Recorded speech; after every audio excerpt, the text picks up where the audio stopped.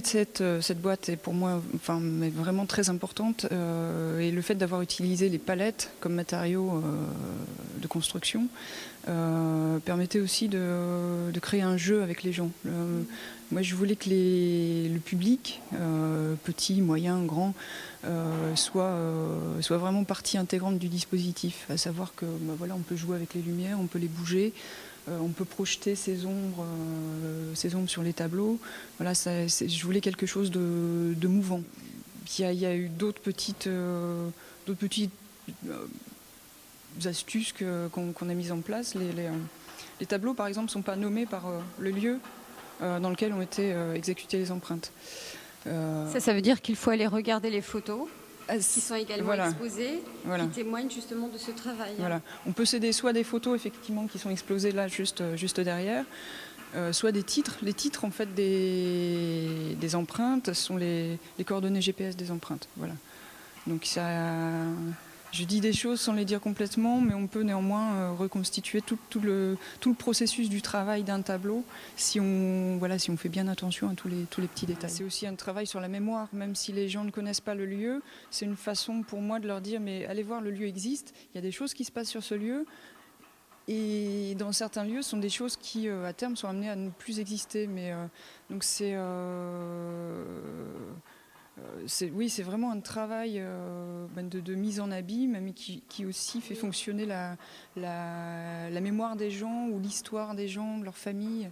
Voilà, et c'est ce rapprochement à la fois dans l'espace et à la fois entre les gens qui moi, m'importe aussi dans ce travail. Alors ça, c'est une empreinte qui a été prise sur un ancien carreau de fosse, l'ancien carreau de fosse de Wany, au 9-9 bis. Là, on est dans un des deux chevalements, je ne sais plus lequel, le 9 ou le 9 bis. Je les confonds tout le temps. Donc on est.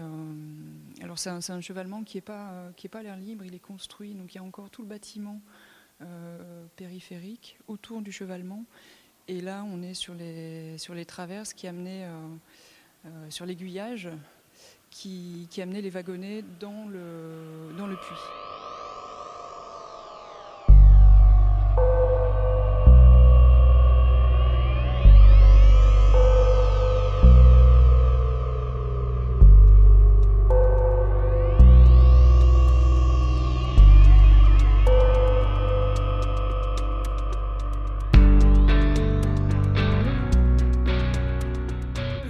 Vous êtes une artiste plasticienne, on vous découvre aussi en tant que musicienne.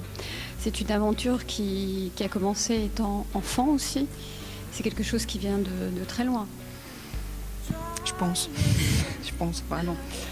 En fait, c'est quelque chose que j'ai eu gamine. Enfin, j'ai fait un peu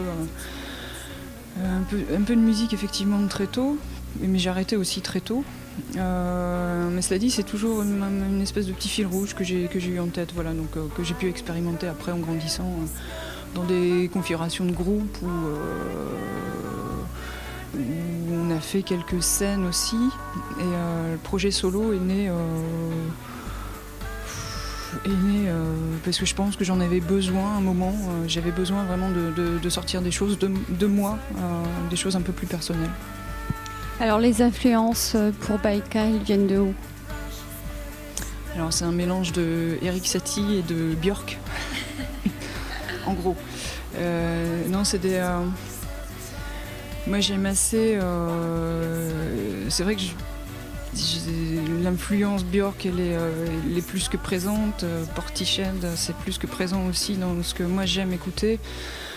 Il y a du Radiohead aussi dans le lot, et c'est vrai que de plus en plus moi je m'oriente vers des sons un peu plus rock. Voilà, c'est un moyen aussi pour moi de faire vivre plus les instruments et la voix.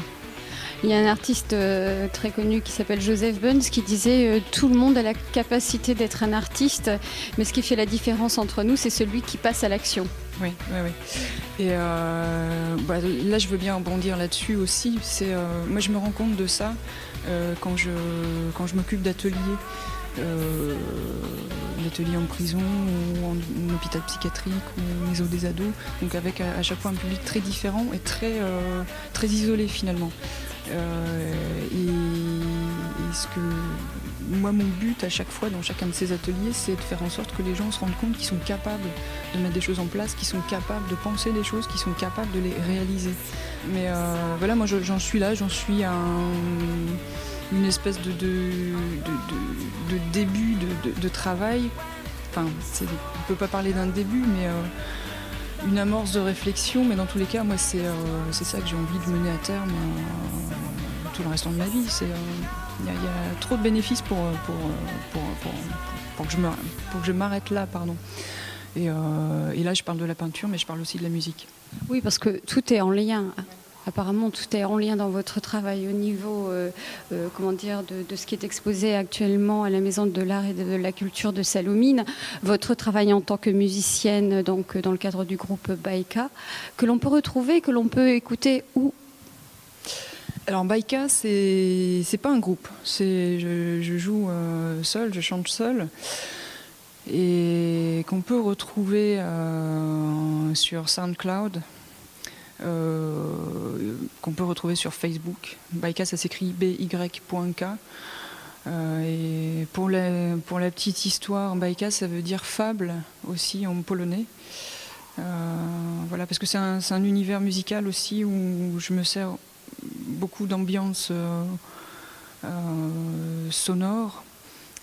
J'avoue que la voix maintenant est très présente, mais dans les premières productions, elle était très effacée.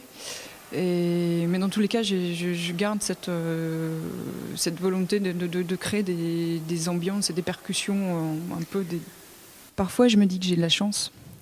C'est vrai, j'aurais pu habiter la Provence et peindre la beauté de ces paysages dégoulinants de lavande et de ces villages usés par le soleil. J'aurais pu habiter le bord de mer et peindre des marines à tour de bras en me laissant emporter par la complexité et la diversité des bleus. J'aurais pu habiter la montagne et peindre des sommets enneigés à coups de couteau affûté. Mais non, j'ai de la chance, j'habite le nord. J'habite les nuages, j'habite la pluie, j'habite l'horizon, j'habite la brique, j'habite les reliquats d'un passé industriel. Et encore, que dis-je mieux que ça ? J'habite le bassin minier. J'habite son histoire, sa culture, sa mémoire, j'habite ses gens. Et je vais même avouer quelque chose, mais ça va faire des jaloux. J'habite Hénin-Beaumont.